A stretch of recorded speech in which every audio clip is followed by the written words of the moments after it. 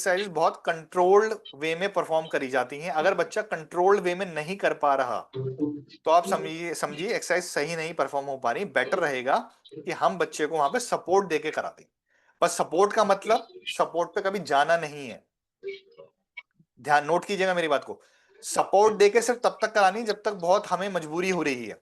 Support से reflex integration में आपको इंटरफेरेंस हो जाएगा, क्योंकि जब तक बच्चा एक्टिवली नहीं परफॉर्म करेगा तब तक इंटीग्रेट नहीं होगी। पैसिवली काम होगा जरूर, ऐसा नहीं रिजल्ट नहीं आएंगे, पर पैसिवली थेरेपीज काम नहीं करती, वो अप्रोच रॉन्ग है। यानी उस अप्रोच से बच्चे को कभी हम बेटर नहीं कर सकते। बहुत सारी यूट्यूब पे मैं वीडियो देखता हूँ, बहुत सारी मदर्स वीडियो बना रही हैं और बहुत लंबे समय से। तो मैं एक मिस्टेक्स बहुत कॉमनली देखता हूँ कि क्या करते हैं मदर्स, पैसिव थेरेपीज करा के वीडियोस शूट कर रहे हैं। तो अगर पैसिव थेरेपीज आप सब लोग कराने लग जाएंगे तो बच्चे को नहीं कभी आप हेल्प कर पाएंगे।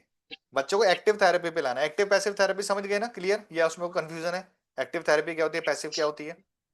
हाँ। Sir passive explain once therapy again का प्लीज। थोड़ा डिफिनेशन दीजिए एक बार। हाँ, बहुत सिंपल है। पैसिव थेरेपी होता है जब हम कोई भी एक्टिविटी एक्सरसाइज परफॉर्म करा रहे हैं उसमें we are giving support to the child. हम उसको जी नेक होल्ड कर रहे हैं या उसकी पोजीशन को उसको फॉर्म करने में उसको सपोर्ट कर रहे हैं, हैंड से उसके लेग्स या हैंड्स को मूव कर रहे हैं अपने आप से। That is passive. तो उसमें बच्चे का अपना एक्टिव रोल कम हो गया। एक्टिव थेरेपिस्ट की आपने बता दी, ये एक्सरसाइज आपने करके दिखा दिया, बच्चा अपने आप परफॉर्म कर रहा है इंडिपेंडेंटली। तो जितना इंडिपेंडेंट जी बच्चा कोई भी एक्टिविटी परफॉर्म करेगा उसके रिफ्लेक्स इंटीग्रेशन का, सेंसर इंटीग्रेशन का प्रोसेस इंपैक्टफुल होगा, उतना ही ज्यादा बच्चे में रिजल्ट होंगे। जितना हम एक्टिव थेरेपीज पे जाएंगे तो एक्टिव थेरेपीज में रिजल्ट्स तो आते हैं, ऐसा नहीं रिजल्ट नहीं आएंगे, बट वो रिजल्ट कभी भी वो नहीं होंगे जो एक्चुअली में हमें चाहिए।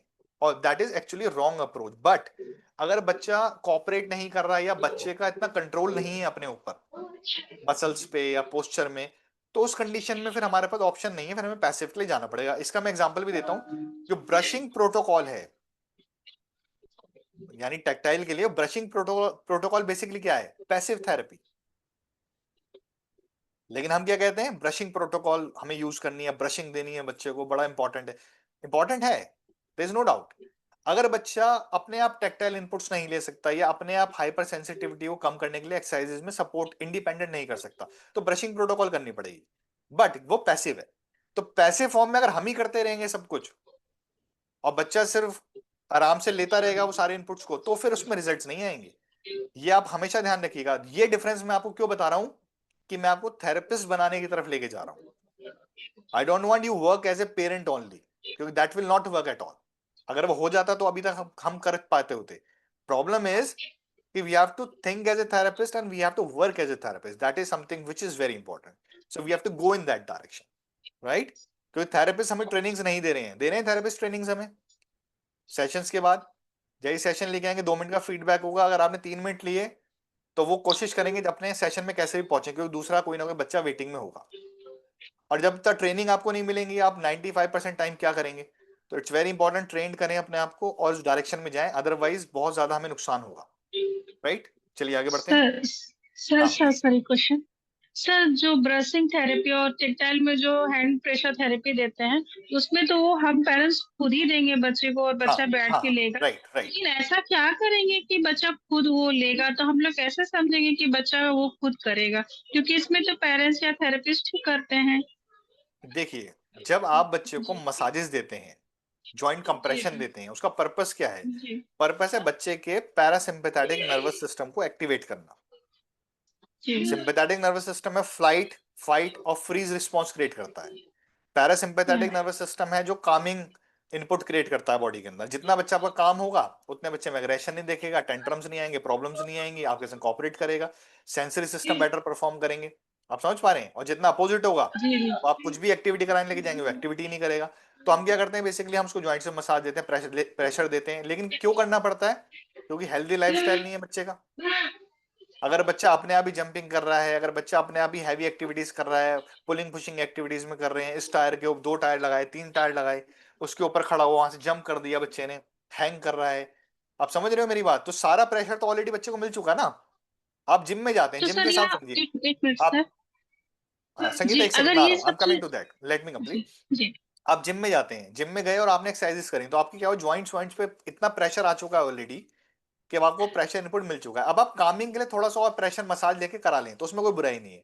पर प्रैक्टिकल इनपुट आप ले चुके हैं, लेकिन वो इनपुट ही नहीं है, प्रेशर का इनपुट है ही नहीं, वो लाइफ में मिसिंग है हमारी।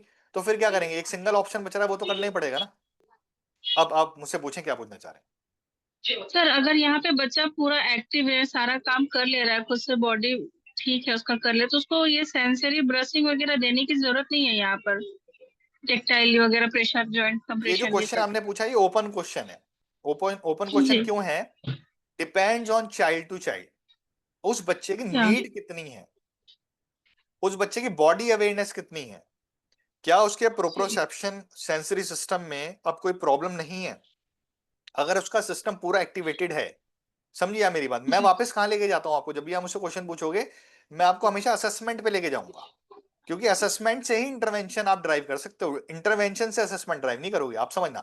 तो अगर हम असेसमेंट में जाके देंगे प्रोप्रोसेप्शन नीड है या नहीं है, अगर नीड है तो देनी पड़ेगी, नीड नहीं है तो क्यों देना है फिर। अब ये कैसे पता लगेगा, ये बच्चे को एग्जामिन करके पता लगेगा, उसके संग जब आप काम कर रहे हो तो आपको वहां ऑब्जर्व करना पड़ेगा, उसको रीड करना पड़ेगा, और रीड करना यही तो मेन एक चीज है। अगर आप बच्चे को रीड कर पा रहे हो पहला, फिर बच्चे का आप रीड करने का मतलब क्या होता है, असेसमेंट कर पा रहे हो इन सिंपल वे।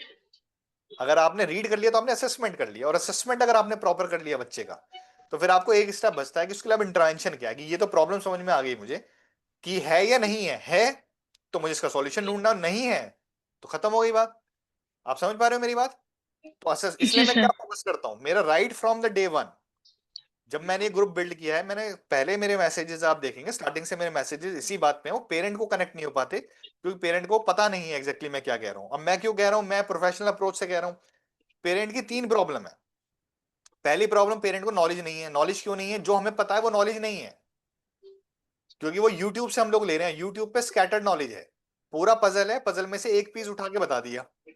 अब उससे कभी भी आप पूरी पजल सॉल्व नहीं कर सकते, और वो पजल के अगर सारे पीसेस भी आपने सुन लिए कहीं से तो आपको कनेक्ट करने नहीं आएंगे कि उसका सीक्वेंस क्या है, तो यानी इंप्लीमेंटेशन वीक हो जाएगा। Are you getting my point? जैसे मेरा रिफ्लेक्स का ही हमने बैच किया, इस बैच को अगर आप पूरी प्रॉपर रिकॉर्डिंग्स देख रहे हैं, 2-3 सेशंस और हैं, तो आपको कोई कंफ्यूजन नहीं रहेगा कि पूरा पूरा सेशन एक पूरा सिंक में चल रहा है। इस सेशन में ये असेसमेंट है, ये इंटरवेंशन है, ये थ्योरी है।